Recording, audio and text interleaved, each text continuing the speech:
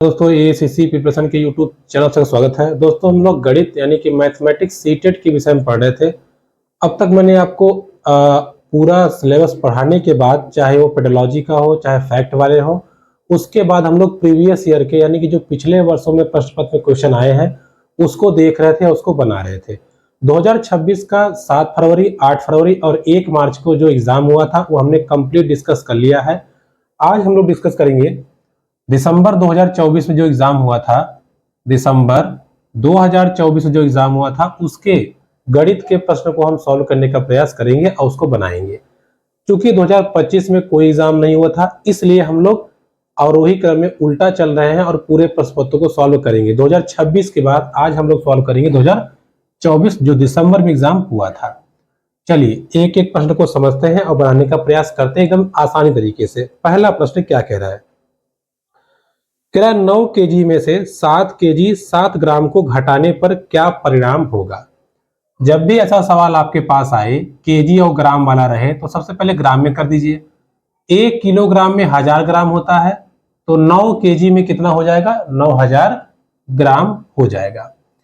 आगे बोला है कि 7 केजी 7 ग्राम को घटाना है, तो ये हो जाएगा आपका 7007 ग्राम। सिंपल सी बात है, इसको आप घटा दीजिए। देखिए घटाएंगे तो यहाँ 3 आ जाएगा, यहाँ 9, यहाँ 9, यहाँ 1, इतना ग्राम आएगा 1993 ग्राम।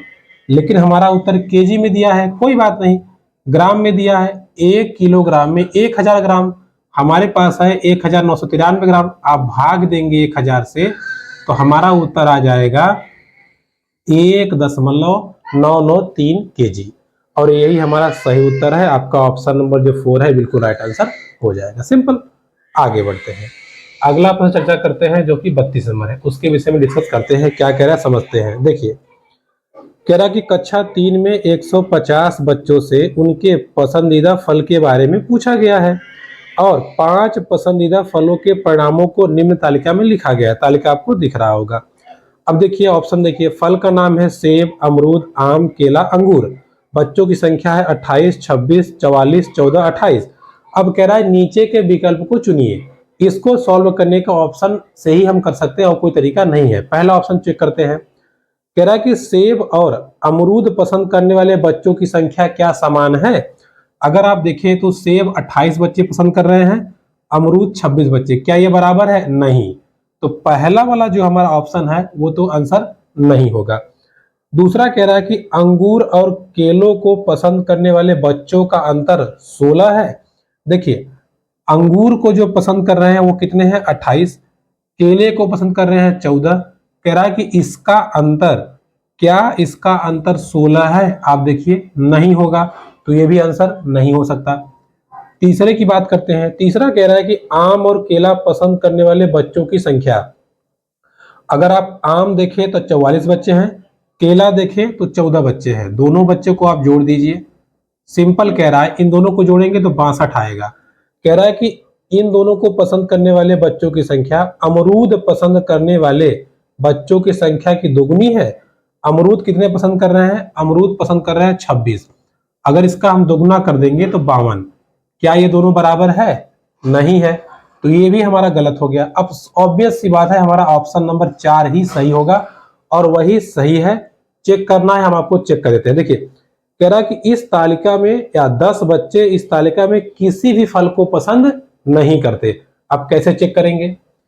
टोटल बच्चे 150 हैं। अब ध्यान दीजिएगा, 28 बच्चे पसंद करते हैं सेब, 26 बच्चे अमरूद, 44 बच्चे पसंद करते हैं आम, 14 बच्चे पसंद करते हैं केला और 28 बच्चे पसंद करते हैं अंगूर। बस इसको सिंपली जोड़ दीजिए। 8 6 14 4 18 4 22 और 8 30, हाथ लगा 3। देखिए 2 2 4, 4 8, 1 9, 9 2 11 और 3 14। 140 बच्चे ही हैं जो फल पसंद करते हैं। इसका मतलब ये हुआ कि 10 बच्चे ऐसे हैं जो फल पसंद नहीं करते। तो हमारा राइट आंसर हो जाएगा ऑप्शन नंबर 4। क्लियर हुआ?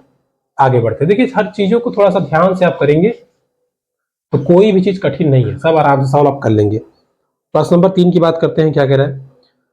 कह रहा है कि गणित की कक्षाओं में निम्नलिखित में से कौन सा रचनात्मक आकलन में सबसे कम उपयुक्त है। शब्द पकड़िएगा, सबसे कम। अच्छा, यह विद्यार्थी की भ्रांतियों को पहचानने में सहायता करता है, बिल्कुल करता है। बच्चे जो गलतियां करते हैं रचनात्मक आकलन से हम सही करते हैं, सही बात है ये, लेकिन हमें कम वाला ढूंढना है। यह संचयी मूल्यांकन उपलब्ध कराता है जो बच्चों को श्रेणीबद्ध करने में सहायता करता है, ये गलत है। देखिए कुछ निगेटिव वर्ड है, जैसे श्रेणी करना, तुलना करना, बच्चों को कम ज्यादा ग्रेडिंग करना, ये सब निगेटिव वर्ड है। तो आपका राइट आंसर हो जाएगा ऑप्शन नंबर 2। इसकी भी हम चर्चा करेंगे आपको जब पेपर थोड़ा दिन रह जाएगा, पॉजिटिव निगेटिव, ताकि आप क्वेश्चन को देखते ही पकड़ ले। तो इसका सही उत्तर हो जाएगा ऑप्शन नंबर 2। तीसरा नहीं होगा, क्योंकि बच्चों को प्रगति को जांचना अच्छी बात है और अवधारणात्मक समझ की पहचान करना ये भी अच्छी बात है। तो इसका सही उत्तर होगा ऑप्शन नंबर 2। 33 का कौन सा हो जाएगा? ऑप्शन नंबर 2 है जो बिल्कुल आपका राइट आंसर हो जाएगा। ठीक है, आगे बढ़ते हैं, प्रश्न नंबर 34 की बात करते हैं। क्या कह रहा है, देखिए ध्यान समझिएगा। कह रहा है कि एक व्यक्ति अपने बैंक खाते में से किसी महीने 4 तारीख को 4,560 रुपए निकाल लिया। ओके, उसी महीने 20 तारीख को 2,567 रुपए जमा कर दिया। यदि महीने के अंत में 3,125 धनराशि है तो महीने के प्रारंभ में उसके खाते में कितने पैसे थे? हमको तो पता ही नहीं। चलिए बात करते हैं। हमने मान लिया कि उसके पैसे x रुपए उसके पास थे महीना के शुरू में। इसमें से उसने x रुपए में से उसने 4 तारीख को 4,560 रुपया निकाल लिया। सिंपल सी बात है, यही ना बोला है कि 4 तारीख को 4,560 रुपये निकाल लिया। लेकिन फिर उसी महीने में 20 तारीख को 2,567 रुपए उसने जमा कर दिया, 20 तारीख को जमा कर दिया। और फाइनली जब महीना समाप्त हुआ तो उसके पास पूरा पैसा था 3,125 रुपए। बस इसी को हमें सॉल्व कर देना है, हमारा आंसर आ जाएगा। देखिए x, ये देखिए माइनस है और ये प्लस है, तो माइनस प्लस को हम पहले क्या करेंगे, घटा लेते हैं। देखिए 4,060 में से 2, 5, 6, 7 हम घटा लेते हैं, ये माइनस है ये प्लस है, घटा लेते हैं। देखिए घटाएंगे ही, बस चिन्ह माइनस का रखेंगे। अगर इसको हम घटाएंगे, देखिए 0, 0 में 7 गया, 3 बचा, ये बचेगा 5, 9 हो जाएगा, ये बचेगा 4, ये 14 में से 5 जाएगा, आपका 9 बचेगा। और फिर आपका 3, 3 में से 2 गया 1, माइनस में, क्योंकि भाई ये बड़ा था। तो ये हमारा समीकरण हो जाएगा -1, 9, 9, 3 बराबर 3, 1, 2, 5। हमने घटाया ही है, बस जिसका चिन्ह बड़ा रहेगा उसको हमें रख देना है। ठीक है, सिंपल इतना हो गया। अब क्या करने, पक्षांतर करेंगे। x बराबर, ये इधर आएगा तो प्लस में हो जाएगा, ये इधर आएगा तो प्लस में हो जाएगा। बस हमें इसको सिंपली जोड़ देना है। देखिए इकाई का इकाई में जोड़िए, 5, 3, 8, 9, 2, 11, 9, 1, 10, 1, 11, 3, 1, 4, 1, 5, 5,118 रुपए। तो उसके महीने के प्रारंभ में कितना था? 5,118 रुपए। ऑप्शन नंबर 2 आपका बिल्कुल सही हो जाएगा। ठीक है, सिंपली कुछ भी टीम टाम नहीं करना, जैसे क्वेश्चन पूछेगा वैसे हम कर देंगे। आगे बढ़ते हैं, एक्स्ट्रा दिमाग लगाना ही नहीं है। हाँ देखिए, एक कुछ मजेदार क्वेश्चन है। 35 नंबर क्या बोला, ध्यान समझिए। कह रहा कि प्राथमिक कक्षा के एक गणित के शिक्षक ने अपने विद्यार्थियों को निम्नलिखित समस्या हल करने को दी। 616 विद्यार्थियों के स्कूल के लिए 28 विद्यार्थी वाली कितनी कक्षाओं की आवश्यकता होगी? एक विद्यार्थी ने हल किया, क्या हल किया, बात समझिए। उसने कहा एक कक्षा बराबर 28 विद्यार्थी हैं, तो 10 कक्षा बराबर 280 हो जाएंगे, फिर 10 बराबर 280 हो जाएंगे, टोटल 560 हो गए। अब बचे कितने शिक्षा थी उसके हिसाब से निकाल लिया। बात समझिए, शिक्षार्थी ने क्या किया यार, देखो एक कक्षा में 28 बैठ रहे हैं, तो 10 में बैठेंगे 280, फिर 10 में बैठेंगे 280, यानी कि 20 कक्षा में बैठ जाएंगे कितना, 560। जोड़ लीजिए यहां से, 20 कक्षा में 560 बैठ जाएंगे। अब एक कक्षा में 28 बचे हैं, टोटल बच्चे कितने हैं, टोटल बच्चे हैं 616। अगर 560 बैठ चुके हैं भाई, 616 में से 560 बैठ चुके हैं, तो बचे कितने, 56। एक कक्षा में 28 थे, तो 2 कक्षा में हो जाएंगे 56, पूरी कितना हो गया, 20 और 2 22, 22 कक्षा में बैठ जाएंगे। लेकिन हमसे सवाल कह रहा है कि बच्चे ने किस विधि का उपयोग किया, जरा आप गौर कीजिएगा। बच्चे ने क्या किया, सबसे पहले उसे तोड़ा, समान संख्याओं में तोड़ा। और जब हम समान संख्याओं में तोड़ते हैं इसी को कहते हैं विभाजन।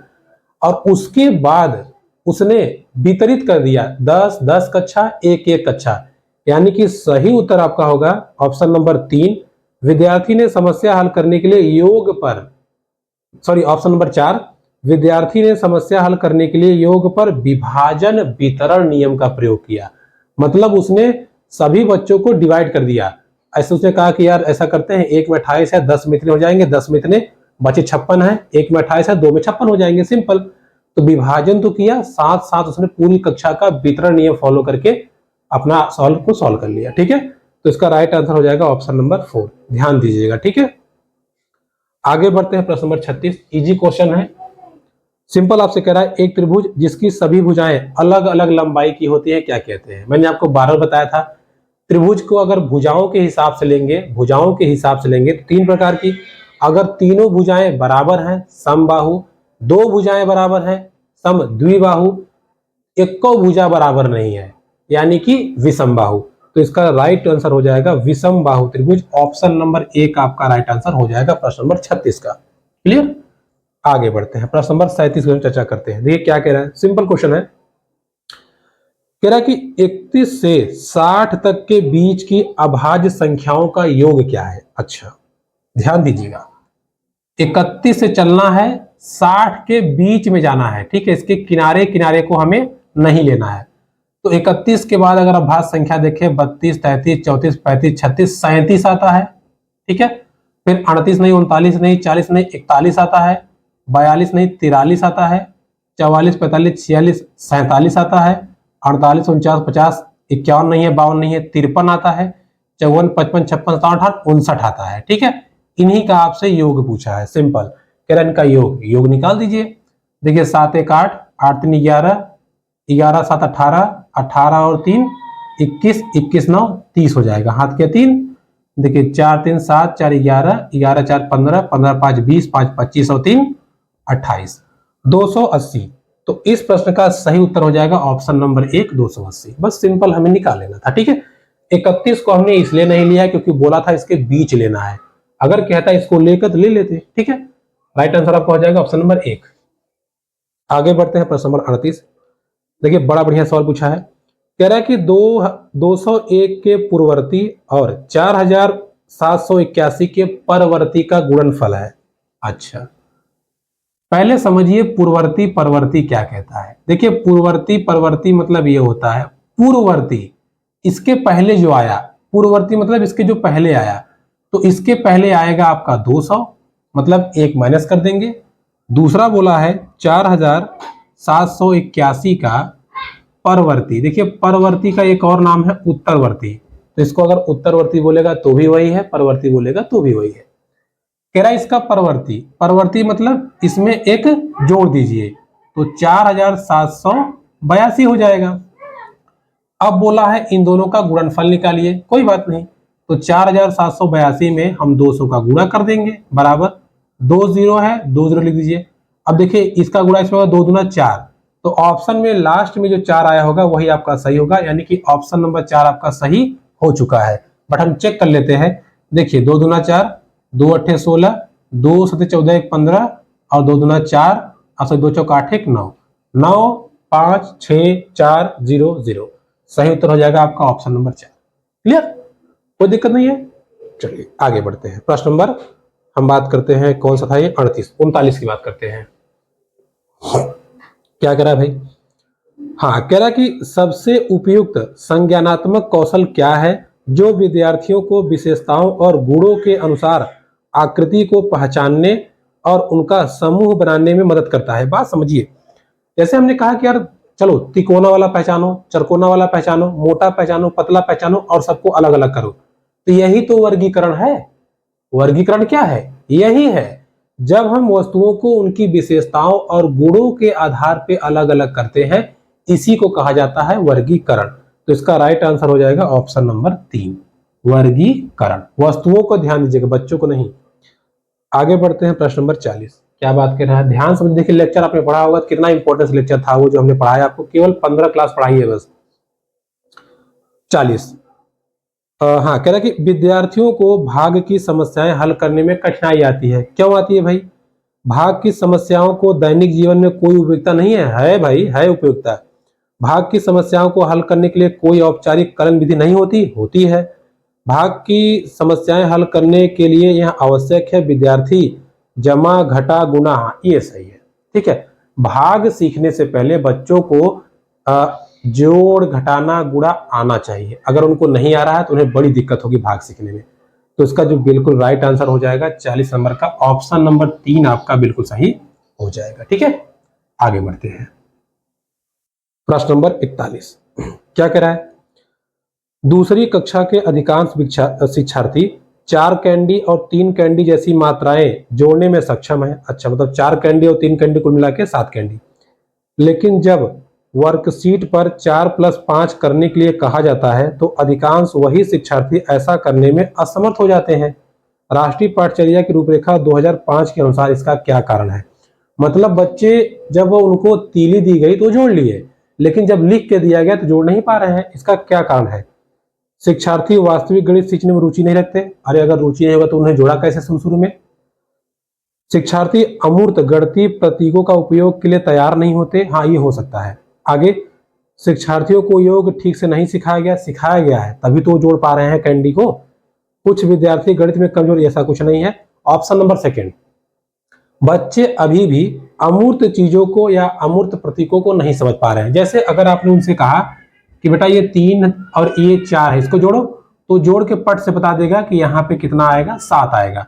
लेकिन आपने अगर ऐसे लिख दिया तो वो नहीं कर पा रहा है। इसका मतलब ये है अभी भी वो अमूर्त प्रतीक चिन्हों से परिचित नहीं है। तो राइट आंसर हो जाएगा आपका ऑप्शन नंबर 2।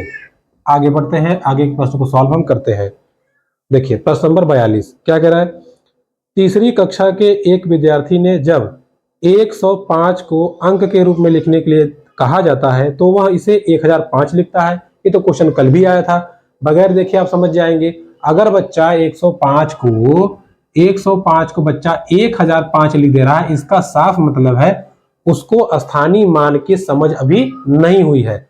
तो आपका राइट आंसर सीधा हो जाएगा ऑप्शन नंबर 1, उसे स्थानीय मान की अवधारणा को समझने में या सहायता की आवश्यकता है। क्लियर, सिंपल है। ठीक है, तो कुछ क्वेश्चन आपको इसे रटा जाएगा। प्रश्न नंबर 43 क्या कह रहा है? भिन्नों की अवधारणा के संदर्भ में निम्नलिखित में से कौन सा कथन सत्य नहीं है? भिन्न में ध्यान दीजिएगा, भिन्न में ध्यान समझिएगा। क्या कह रहा है?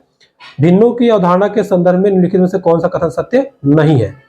यह एक समान वस्तु वाले समूह के भाग को निरूपित करता है। बिल्कुल सही बात है। अगर एक सेब के 4 टुकड़ा करेंगे तो 1/4 यानी कि एक समान वितरण, ये तो सही बात है। अच्छा, दूसरा, यह भिन्न गणितीय चिन्ह एक अनुपात के रूप में, बिल्कुल सही बात है। 1/4 को हम 1 संबंधी 4 भी लिख सकते हैं, दूसरा वाला भी सही है। तीसरा, यह पूर्ण का वह भाग है जो 1 से बड़ा हो, गलत। भिन्न कभी भी 1 से बड़ा नहीं हो सकता। हम कभी भी इसको ऐसे नहीं लिख सकते। ये भिन्न है बट इसको अनुचित भिन्न बोलते हैं। ठीक है, उचित भिन्न तो यही होगा 3/5 हो, कभी भी अंश इसका बड़ा नहीं होगा, ध्यान दीजिएगा। तो इसका राइट आंसर हो जाएगा ऑप्शन नंबर 3।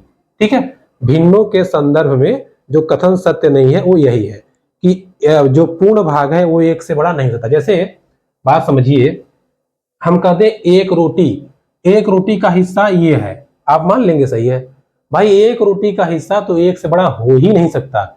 0.9 हो जाएगा, 0.8 हो जाएगा, 0.89 हो जाएगा, 0.999 हो जाएगा, लेकिन 1 से बड़ा कभी नहीं होगा। तो इसका सही उत्तर हो जाएगा ऑप्शन नंबर 3। ठीक है, आगे बढ़ते हैं। कुछ सिंपल सी चीजें हैं।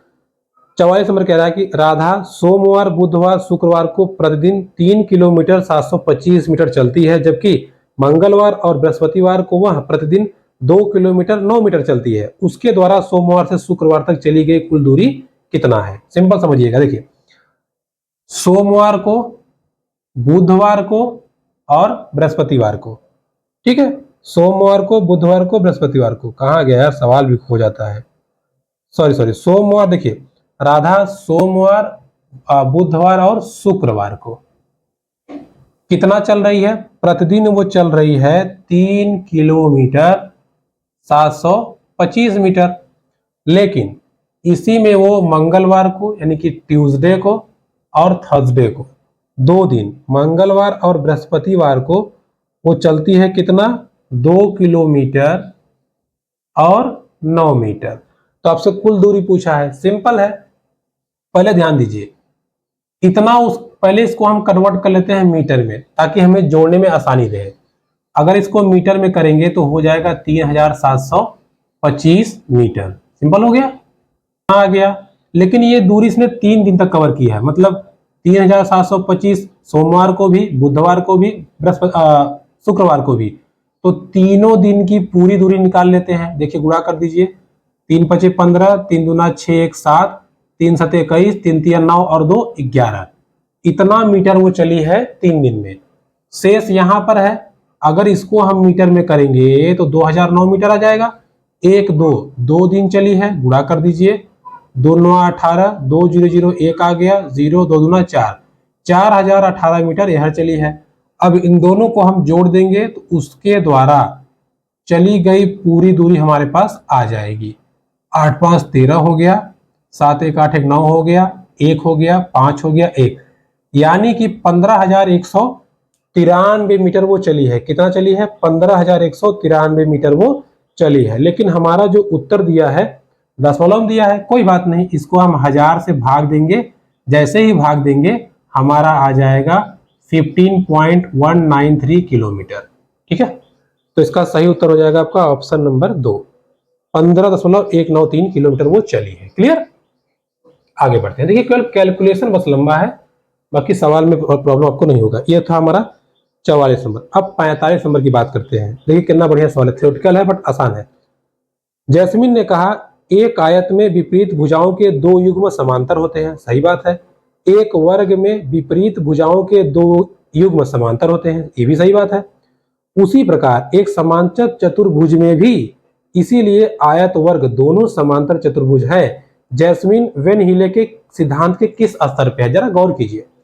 जैस्मिन ने क्या कहा? आयत के क्वालिटी को बताया, वर्ग के क्वालिटी को बताया, और उसने ये भी बता दिया कि ये दोनों समान है, इसलिए ये समांतर चतुर्भुज है। यानी कि वो केवल विश्लेषण नहीं कर रही है। पहला स्तर होता है देखना, देख तो रही नहीं है, उसके आगे बढ़ चुकी है। उसके साथ ये भी नहीं बता रही है कि आयत में 4 भुजाएं होती है 2 समान, इससे भी आगे बढ़ चुकी है। वो तीसरे लेवल यानी कि लेवल 2 पे पहुंच चुकी है, जिसको कहते हैं अनौपचारिक निगमन, यानी कि वो आकृतियों में संबंध बनाना सीख रही है। तो राइट आंसर आपका हो जाएगा ऑप्शन नंबर 4, संबंधों की समझ। ठीक है, जब वो तुलना करने लगे, बताने लगे, तो ये तीसरा स्टेप आ जाएगा। पहले स्टेप में केवल देखती है, दूसरे स्टेप में सिर्फ बताती है कि त्रिभुज में 3 भुजाएं हैं, 4 भुजाएं, ये सब। लेकिन थर्ड स्टेप में वो तुलना करने लगती है कि वर्ग की 4 भुजाएं हैं, किसकी क्या है। ठीक है, तो सही उत्तर हो जाएगा ऑप्शन नंबर 4। प्रश्न नंबर 46 की बात करते हैं। सिंपल प्रश्न है, देखिए हर बार आ रहा है, इस बार भी आ गया। कह रहा कि अंकों 5 9 0 2 8 और 6 से बिना पुनरावृत्ति, मतलब दोहराना नहीं है, 6 अंकों की बनाई जा सकने वाली सबसे बड़ी और सबसे छोटी संख्याओं का योग बताइए। अच्छा, कह रहा है कि 5 9 0 2, 5 9 0 2 8 और 6, इससे सबसे बड़ी संख्या और छोटी संख्या बना के योग करिए। सबसे बड़ी संख्या के लिए मैंने आपको बताया है, सबसे बड़ा वाला पहले लिखिए, कौन है? 9, इसके बाद 8, 9 हो गया, 8 हो गया, इसके बाद 6, इसके बाद 5, इसके बाद 2, इसके बाद 0। छोटी के लिए सबसे छोटा शुरू करेंगे तो नियमानुसार 0 होना चाहिए, लेकिन 0 किसी संख्या के पहले नहीं रहता, इसलिए पहले हम 2 को लेंगे फिर 0 को। ठीक है, 2 को फिर 0 को, फिर 5 6 8 और 9, इसका हम योग कर देते हैं। देखिए 9 आ गया, 8 2 10, 6 5 11 1 12, 6 5 11 1 12, 8 1 9, 9 2 11, 11 92 209। ये आपका राइट आंसर हो जाएगा 11 92 209, यानी कि ऑप्शन नंबर पहला ही हमारा बिल्कुल, सॉरी दूसरा, ऑप्शन नंबर दूसरा जो है बिल्कुल सही आंसर हो जाएगा। ठीक है, 290 लिखा, 209। ठीक है, तो सही उत्तर क्या हो जाएगा? Option number 2। आगे बढ़ते हैं प्रश्न नंबर, अगला प्रश्न है 47 नंबर। बहुत बेहतरीन सवाल है, बहुत दिमाग लगेगा इसमें। देखिए कितना बढ़िया लगाएंगे। कह रहा है कि पैटर्न 12 14 17 13 8, 12 14 17 13 8 14 और 21, इसमें जो ये लुप्त 2 पद है ये निकालना है, और बहुत टेढ़ा खीर है। इसको देखिए निकालने के लिए दिमाग लगेगा। ध्यान समझिए, 2024 दिसंबर में आया क्वेश्चन है, कितना बढ़िया सवाल है। अब इसको निकालने के लिए सबसे पहले हम जो इसमें ट्रिक बनाया था, विषम और सम जगह पे जो अंक है उसको हटा लेते हैं। विषम देखिए 1 पे कितना है? 12, फिर 3 पे कितना है? 17, फिर 5 पे कितना है? 8, और फिर 7 पे कितना है? 21। यानी कि देखिए 1 2 3 4 5 6 7, ये है 8वां क्रम, ये है 9वां क्रम, यानी यहां से जो परिणाम आएगा वो 9वें पे जाएगा। और इधर बात करें सम पे तो 14 है दूसरे पे, फिर 13 है, और फिर आपका देखिए 13 के बाद फिर आपका 14 है, और अगला प्लेस खाली है, यानी कि 8वें प्लेस पे जो आएगा वो यहाँ आएगा। ठीक है, ये वाला यहाँ आएगा और ये वाला यहाँ जाएगा। अब समझिए कैसे होगा, ध्यान समझिएगा। अगर इसको करें, देखिए 5 की बढ़ोतरी किया है, लेकिन इसको ध्यान दीजिए -9 कम कर दिया। 5 में 4 जोड़ा जरूर, +9 करना चाहिए था, लेकिन उसने -9 कर दिया। अगले स्टेप में क्या किया, 9 4 + 13 कर दिया। भाई पहले में 5 जोड़ा, इसमें से 5 जोड़ा, फिर 4 4 का डिफरेंस लेके जा रहा था। 5 4 9, इसमें 9 जोड़ना चाहिए था लेकिन 9 घटा दिया, कोई बात नहीं।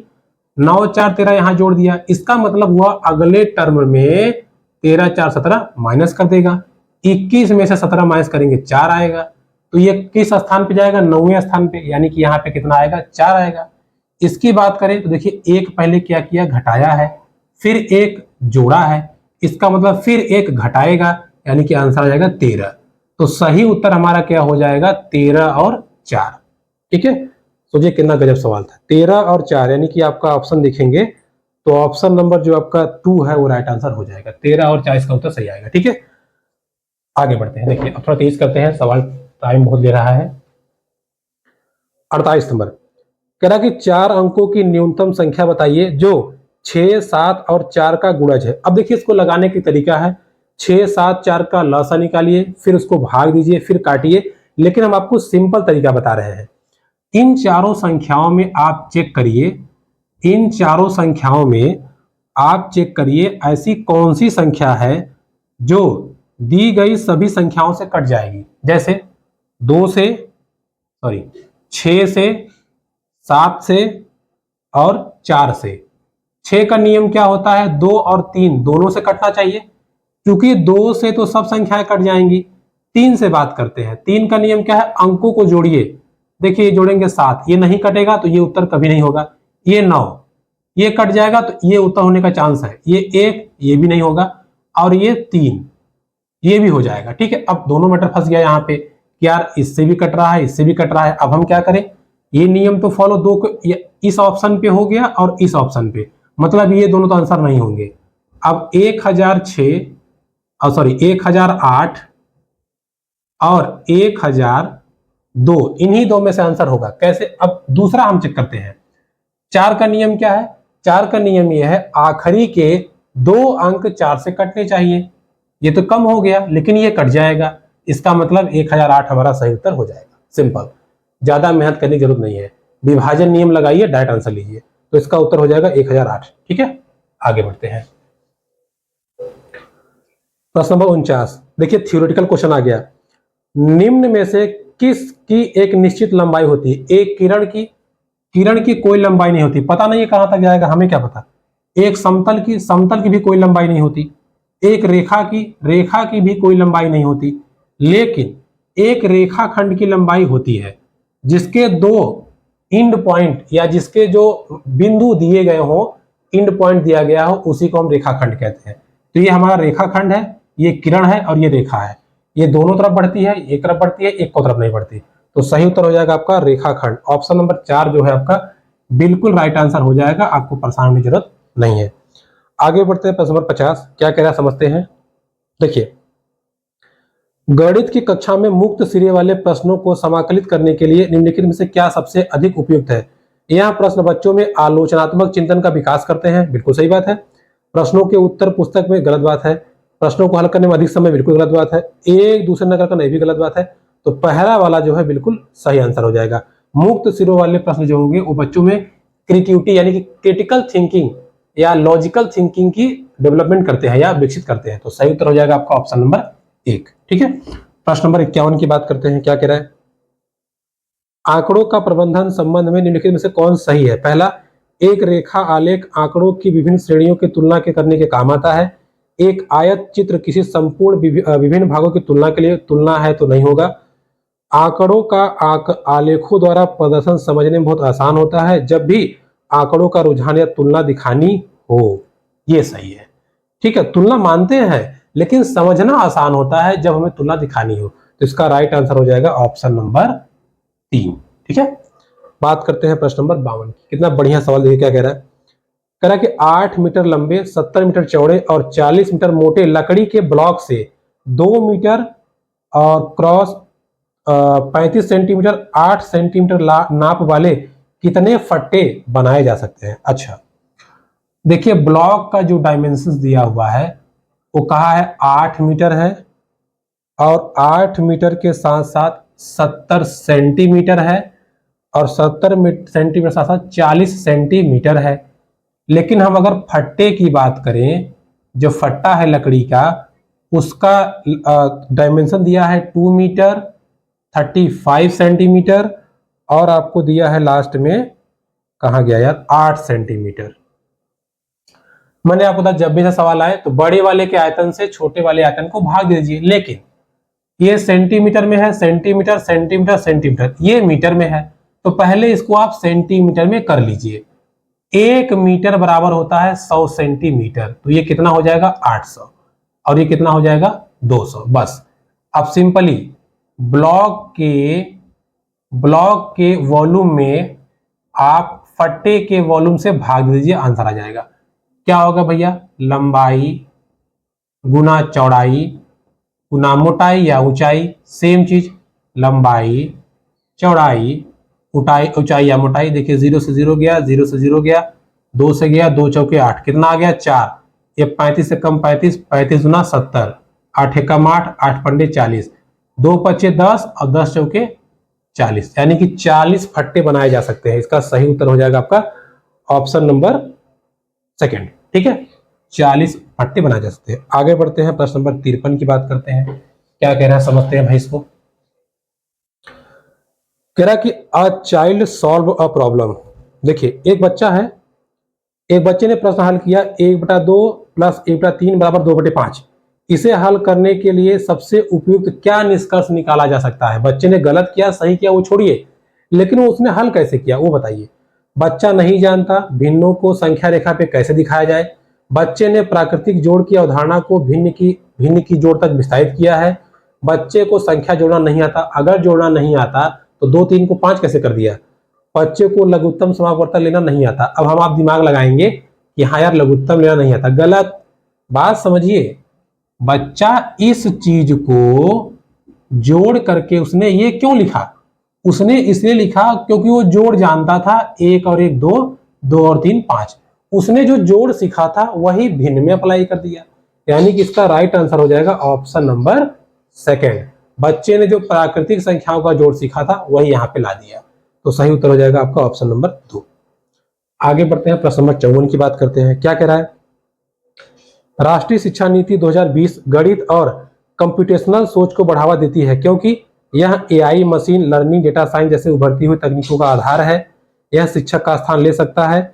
यह स्कूल में सीखने का कठिन पहलू है। यह मानव अस्तित्व के मूलभूत नहीं। पहला नंबर जो है बिल्कुल सही आंसर हो जाएगा। ठीक है, यह जो एआई है और जो कि आप कह लीजिए कि डेटा साइंस और मशीन लर्निंग के विषय में अच्छे से जानकारी या तकनीकी का उभरती हुई तकनीक का आधार है, तो सही उत्तर हो जाएगा ऑप्शन नंबर 1। 54 का हो जाएगा ऑप्शन नंबर 1। बात करते हैं प्रश्न नंबर 55 की। 55 में क्या कह रहा है, राष्ट्रीय पाठचर्या रूपरेखा 2005 के अनुसार गणित के शिक्षक को इस पर ध्यान केंद्रित करने की जरूरत है। मतलब शिक्षक किस विषय पे ध्यान दे। पहला, संस्मरण और गहन रूप से एल्गोरिदम को बढ़ावा देना, इस पे ध्यान दे। गणितीय तर्क विचार को ध्यान दे, या सही उत्तरों के लिए एकमात्र अधिकारी बनना। तो शिक्षक को किस पे ध्यान देना चाहिए, शिक्षक को ध्यान देना चाहिए ऑप्शन नंबर बी, गणितीय तर्क विचार पे। तो 55 का राइट आंसर होगा बी, केवल बी, यानी कि ऑप्शन नंबर 1। ठीक है, एल्गोरिदम पे उसको ध्यान नहीं देना है, कैसे लगाए ये तरीका है इसको रट लो, या वो शासन नहीं चलाता कि तुम्हारे लिए यही जरूरी है यही करो। वो सिर्फ और सिर्फ जैसे गणित तर्क कैसे निकाल सकते हैं बच्चे, इस पर फोकस करें। ये बात कहता है हमारा राष्ट्रीय पाठचर्या की रूपरेखा 2005। तो सही उत्तर हो जाएगा ऑप्शन नंबर 1।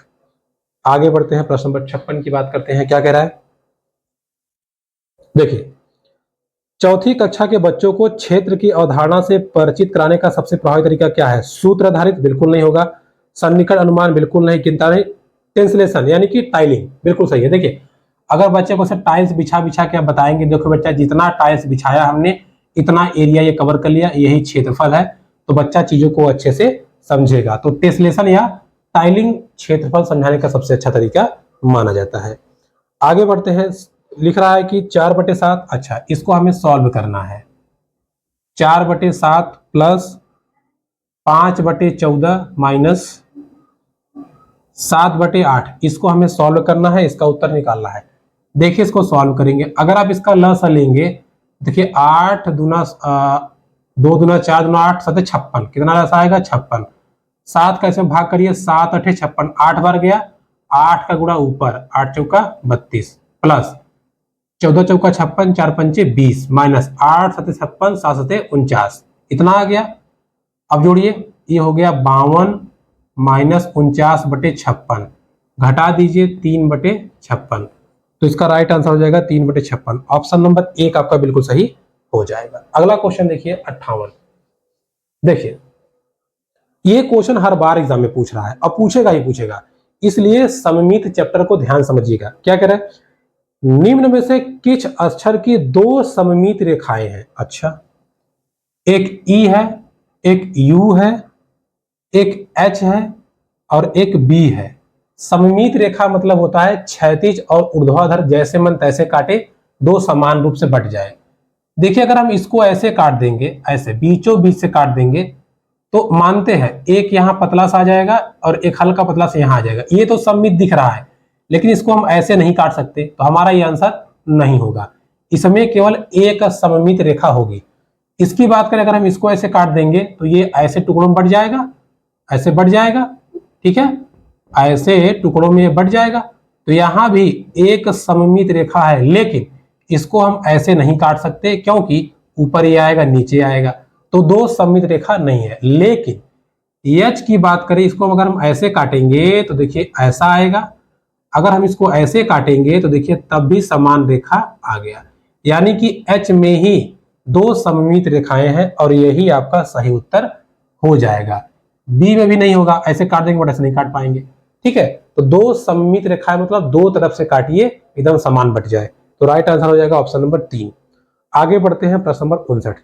निम्नलिखित में से कौन सा भारतीय गणित से संबंधित नहीं है। अच्छा, सूर्य सिद्धांत, लीलावती, बौधायन सूक्त, चरक संहिता। देखिए चरक संहिता जो है वो चिकित्सा यानी कि इलाज, यानी कि कह लीजिए कि शैल चिकित्सा मतलब लोगों का इलाज कैसे किया जाए, आयुर्वेद के बारे में जानकारी देता है, इसका गणित से कोई संबंध नहीं है। तो ऑप्शन नंबर 4 आपका राइट आंसर हो जाएगा। अब बात करते हैं आखिरी प्रश्न, प्रश्न नंबर 60 की। क्या कह रहा है, संख्या 35 28 76 में, अच्छा 35 28 76 में 5 और 7 के स्थानीय मानों का अंतर है। 5 और 7 का स्थानीय मान, देखिए 5 का स्थानीय मान कितना हो जाएगा, यहाँ पे 1 2 3 4 0 है, 1 2 3 4 0। 7 में देखिए 1 2 70 है, घटा दीजिए, स्थानीय मानों का अंतर 0 3 9 9 4, 49,903, 930, 49,930, यानी कि ऑप्शन नंबर जो 3 है बिल्कुल राइट आंसर आपका हो जाएगा। क्लियर। तो दोस्तों ये रही आज की हमारी क्लास, जिसमें हम लोगों ने दिसंबर 2024 के गणित के पेपर को सॉल्व किया। देखिए पूरा पैटर्न सेम टू सेम है, क्वेश्चन भी सेम है, तो आप केवल समझिए क्वेश्चन को, नहीं कुछ तो 20-25 तो आप पा ही जाएंगे, कितना भी कमजोर रहेंगे, ठीक है। तो चलिए मिलेंगे आपसे अगली वीडियो में। वीडियो अच्छी लगती है तो प्लीज चैनल को लाइक कमेंट शेयर सब्सक्राइब जरूर कीजिएगा।